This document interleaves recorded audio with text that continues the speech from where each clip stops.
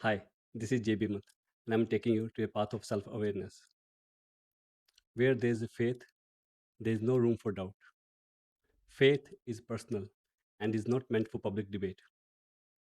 If you find yourself arguing with others about your faith, pause and think that why something so personal and deep rooted needs approval, why something so intimate needs witnesses.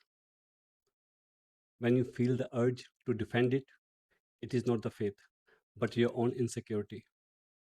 The strongest way to protect your faith is not by arguing, but by honoring its privacy. Silence is a stronger guardian than explanation. It does not matter how much money you have, it does not change the value of your faith. Faith does not grow or shrink with wealth, status, or external validation. Its value remains the same, regardless of how much you have or how much you show, because it was never external to begin with. In every social and economic system, there is a hierarchy. Some people are above us, some below us, whether we like it or not. This is the reality of society. For most of us, our position in that hierarchy decides how much control we have over our own time.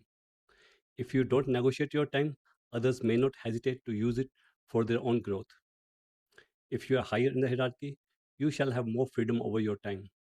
Otherwise, your time is often controlled by circumstances, people, or survival needs. We don't get to choose where we are born, which family, which country, which situation, but no matter where we start. Each one of us gets the same 24 hours in a day. At the end of the day, before going to bed, do you think about how you spent your day? It may feel productive, but ask yourself honestly, did you advance towards your goal? The question is, do you even have a goal? Unless you are born as a prince in a palace, and even then, there's a competition. Otherwise, for most of us, there's always room to move up in the economic hierarchy. We have ambitions, unless society has conditioned us to stay exactly where we are.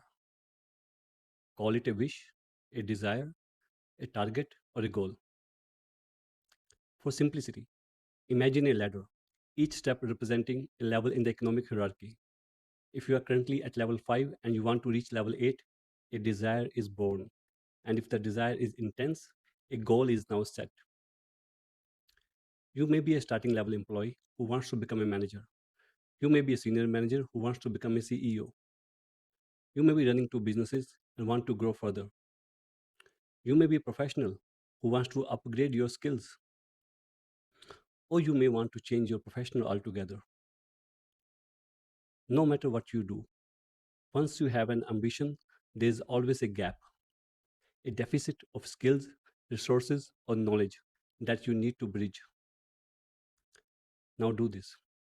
Write your goal down on paper or on your computer. Write the level where you currently are. Write what is required skills, tools, resources to move from where you are to where you want to be. Then estimate the time it may take. It does not matter if it takes 2 years or 10 years. Break that time into quarters, months, or weeks. Distribute the required skills, resources gradually across that timeline. Mark milestones and celebrate when you reach them. This exercise is important. If you don't write it down or strongly believe in it, it often remains just a wish. When you write it down, you give a clear task to your subconscious mind. Now, before going to bed each night, check in with yourself. Did I move even a little closer to my goal today? And ask yourself, what will I do tomorrow to move one step forward? You will begin to notice a change. The noise and chaos in your mind will reduce. Your thoughts will become more directed and focused.